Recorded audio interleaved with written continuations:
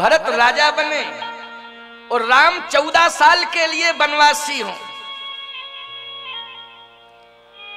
दशरथ जी मूर्छित होकर के गिर पड़े, मूर्छित होकर के गिर पड़े महाराज श्री दशरथ। कैकेयी जी ने संभाला नहीं, उठाया नहीं, रूठ के फिर बैठ गई। अब बड़ी विडंबना है प्यारे, इधर महाराज श्री दशरथ कह रहे थे दोई के 4 मांग बर लेऊ, और इधर 2 में ही बेहोशी आ गई, शरीर कांप रहा है। लेकिन कैकेयी जी ने महाराज को संभाला नहीं। अच्छा, पति अगर पत्नी के सामने गिर जाए, डिमांड करते समय गिर जाए, तो पत्नी को उठाना चाहिए कि नहीं उठाना चाहिए? मेरी समझ में तो उठाना चाहिए। अच्छा, पत्नी की बात छोड़ो, आप सड़क पर चल रहे हो, गिर पड़े हो, तो अजनबी व्यक्ति भी उठा लेता है देख के कि नहीं उठाता? बोलो भाई, अरे अरे अरे कैसे गिर गया, कैसे गिर गया। लेकिन वो तो पत्नी है, पत्नी है। पत्नी के जीवन में पति से बड़ा कौन हो सकता है?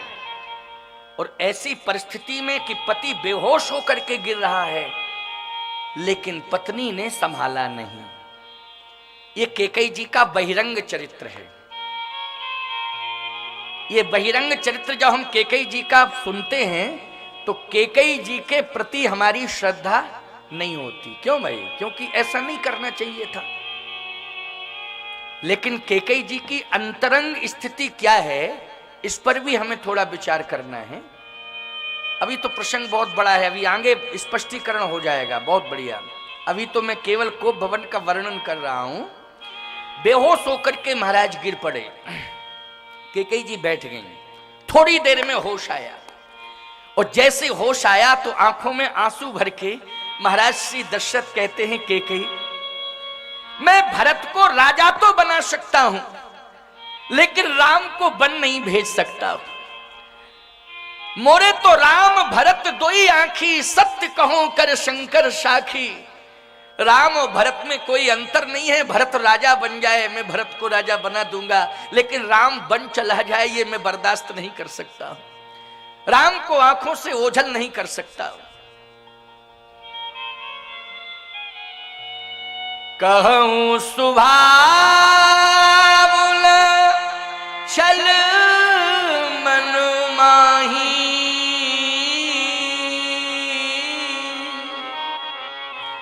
जीवन मोरे राम बिन नाहि। जीवन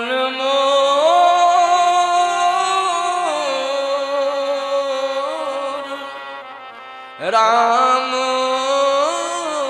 बिन नाहि। राम के बिना मेरा जीवन सुरक्षित नहीं है। राम यदि जाएगा तो मैं प्राण छोड़ दूंगा। इसलिए कहूं सुभावना छल मन माही, कहूं सुभावना छल मन माही। जीवन मोरे राम बिन नाहि, जीवन मोर राम बिन नाहि।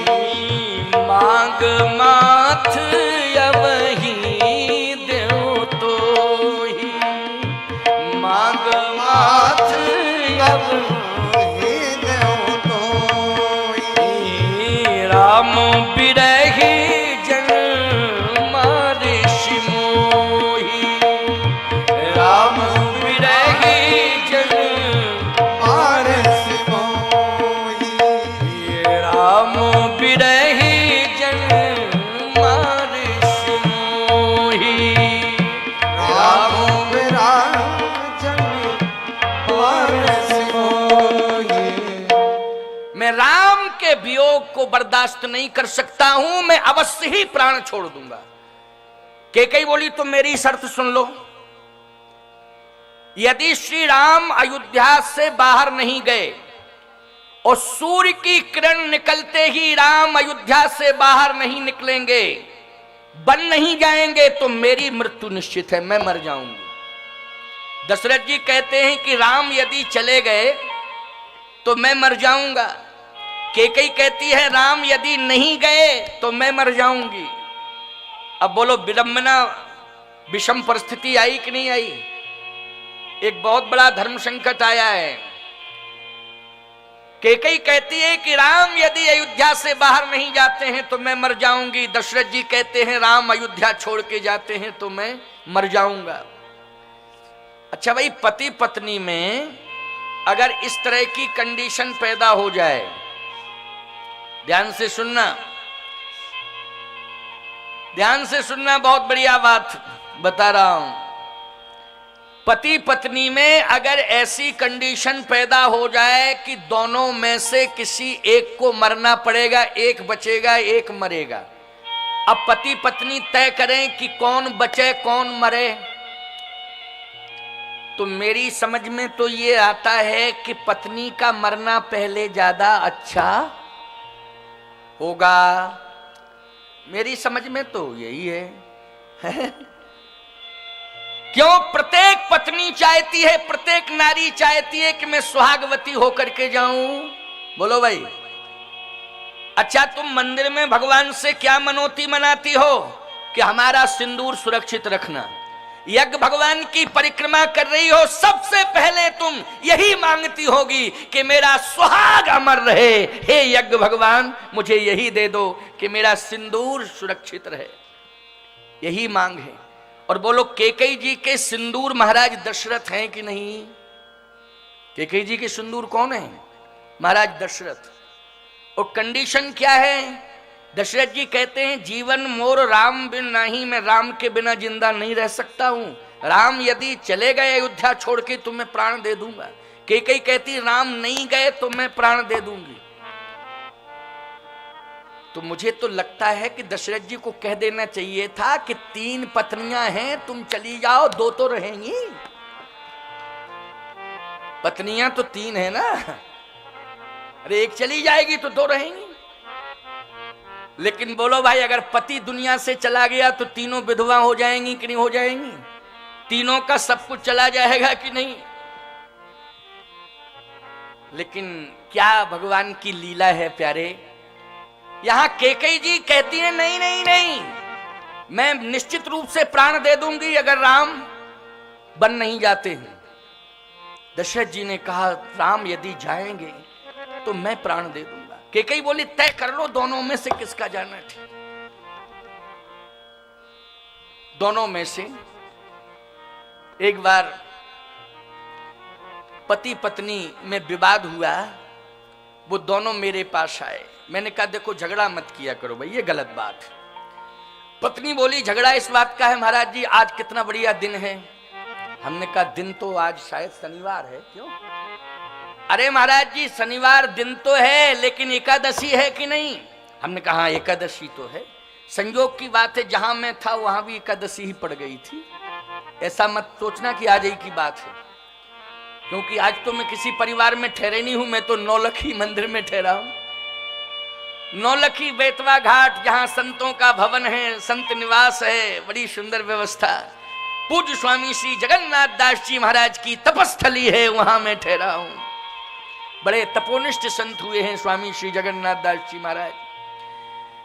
लेकिन उस समय की बात, संयोग से एकादशी पड़ गई, तो मैंने कहा झगड़ा करने की क्या बात है, एकादशी है, एकादशी को क्यों झगड़ रहे हो?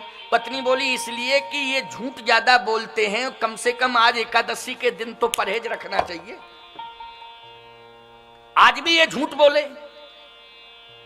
तो मैंने कहा कि क्यों झूठ नहीं बोलना चाहिए, पत्नी ठीक कह रही है और झगड़ा कर रही है तो ठीक ही कर रही है, तुम कह दो कि हम नहीं बोलेंगे झूठ। बोले महाराज जी मैं झूठ झूठ कुछ नहीं बोलता हूं, वो तो धंधा पानी करता हूं, तो कभी कभी बोलना पड़ता है, तो क्या करूं। अच्छा ठीक है, आज से मैं प्रतिज्ञा करता हूं धंधा चौपट हो जाए, दुकानदारी ठप हो जाए, झूठ नहीं बोलूंगा महाराज। आपके चरणों की सौगंध खा के कह रही हूं, मैं कह रहा हूं। उसने कहा मैं झूठ नहीं बोलूंगा, चाहे धंधा चौपट हो जाए, दुकानदारी ठप हो जाए, आज के बाद झूठ बोलना बंद। कभी कभी बोलता था, वैसे मेरी कोई ऐसी स्थिति नहीं कि हमेशा झूठ बोलना, लेकिन इससे कहो ये भी झूठ ना बोले, ये भी झूठ ना बोले। पत्नी बोली मान लीजिए तुम कभी झूठ बोले तो क्या करोगे? पति ने कहा मैं स्वामी जी जगत गुरु के चरणों की सौगंध खा चुका हूं, अगर मैं झूठ बोलूंगा, जिस दिन बोलूंगा उसी दिन मर जाऊंगा, जिंदा नहीं रहूंगा। लेकिन तू भी प्रतिज्ञा कर आज कि तू भी झूठ नहीं बोलेगी। पत्नी बोली वैसे मैं तो बोलती नहीं हूं, झूठ का विरोध करती हूं, लेकिन मैं झूठ नहीं बोलूंगी, कभी नहीं बोलूंगी, चाहे जैसी परिस्थिति आ जाए। बोलती नहीं हूं और चाहे जैसी परिस्थिति आ जाए, लेकिन मैं झूठ नहीं बोलूंगी। पति बोला मान लो बोली तो? उसने कहा जिस दिन मैं झूठ बोलूं उसी दिन विधवा हो जाऊं।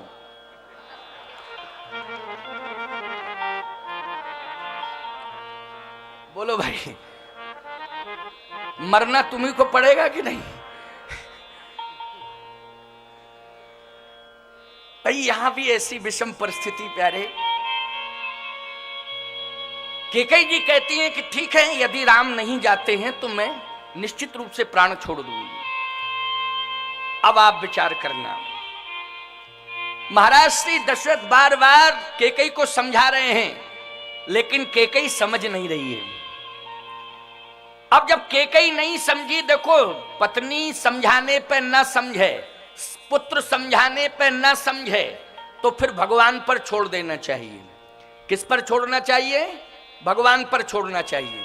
मैं आपसे ये पूछना चाहता हूं, जब केकई जी को भवन में नहीं समझी तो महाराज श्री दशरथ ने भगवान शंकर पर छोड़ दिया। किस पर छोड़ा? शंकर जी पर। सुमिरी महेशही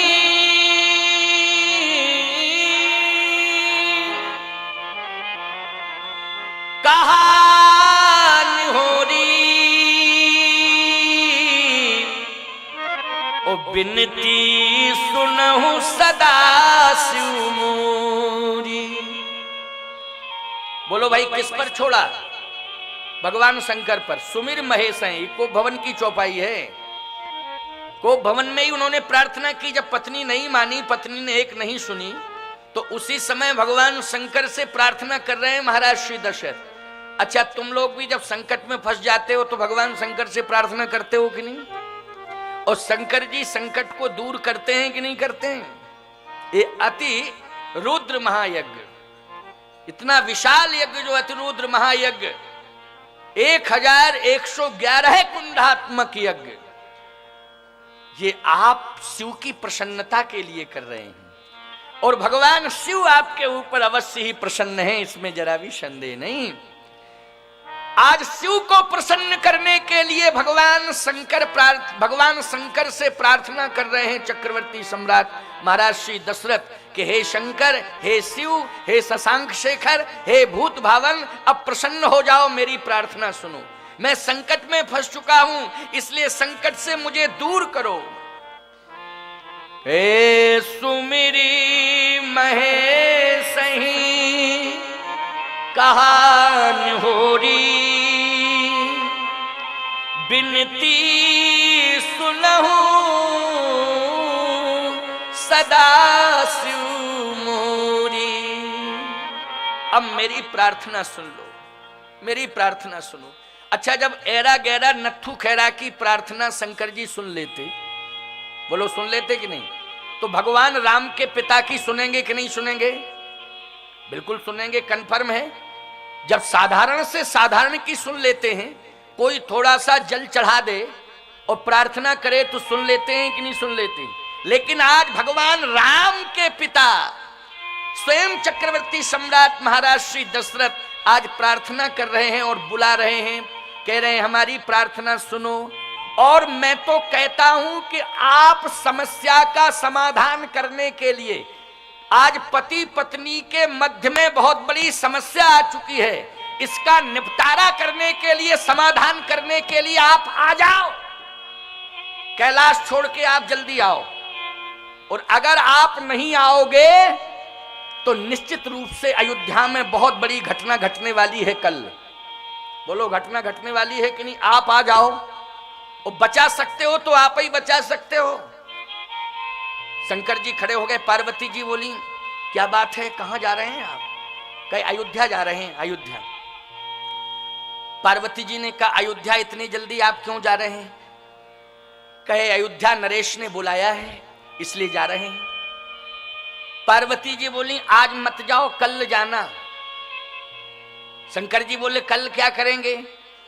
पार्वती जी बोली अयोध्या में ऐसी स्थिति पैदा हो रही है कि राम को वन जाना है, और अभी कैकेयी को दोष लगेगा कि राम को वन भेजा है, कैकेयी ने भेजा। और ऐसी कंडीशन में यदि आप पहुंच गए तो सारी दुनिया कहेगी कि शंकरई जी आए थे ये सब कराने के लिए। अच्छा एक बात बताओ, परिवार में विवाद हो और कोई पड़ोसी निपटावे या रिश्तेदार निपटावे और निपटे ना, तो कलंक निपटाने वाले के ऊपर जाता कि नहीं जाता? हम तो जानते थे वो यही कराने आएंगे और यही करा के चले गए। देखो चक्कर में पड़ना ही नहीं चाहिए था, फालतू के चक्कर में पड़ गए। दोष लगता है कि नहीं लगता है? मध्यस्थ को दोष बहुत लगता है। पार्वती जी ने कहा महाराज आपसे प्रार्थना है कि आप अभी माहौल ठीक नहीं है, इसलिए आप अयोध्या मत जाओ। शंकर जी ने कहा सुनो पार्वती, मैं अभी जाऊंगा, तत्काल जाऊंगा। इस समय रघुवंश का राजा संकट में फंसा हुआ है, हाथ जोड़ करके प्रार्थना कर रहा है, आंखों से गंगा यमुना की तरह अविरल अश्रुधारा प्रवाहित हो रही है, मैं कैसे देख सकता हूं? इसलिए नहीं नहीं, मुझे रोकना नहीं, मैं अभी जाऊंगा, अभी जाऊंगा, अयोध्या जाऊंगा। पार्वती जी बोली ठीक है महाराज, यदि आपकी इच्छा है तो आपको रोक कौन सकता है, जाओ। देखो शंकर जी आए, ये रामायण की कथा है। मैं कहता हूं ठीक से रामचरितमानस को अगर तुम पढ़ने लग जाओ तो रामचरितमानस की गहराई को समझ लोगे, लेकिन पढ़ते तो हो, बस पढ़ के रख देते हो। रामायण को आपने लिया और थोड़ा पढ़ा और रख दिया, और कोई भ्रम हुआ तो उसके निवारण की नहीं सोची, लेकिन ये सोचने लगे कि ये भ्रम इसमें ऐसा है तो ऐसा, ऐसा क्यों, ऐसा क्यों, ऐसा क्यों, ऐसा क्यों? अरे ऐसा क्यों, ऐसा क्यों, ऐसा क्यों, ये मत सोचो। रामचरितमानस में अगर एक जगह शंका है तो दूसरी जगह उसका समाधान है।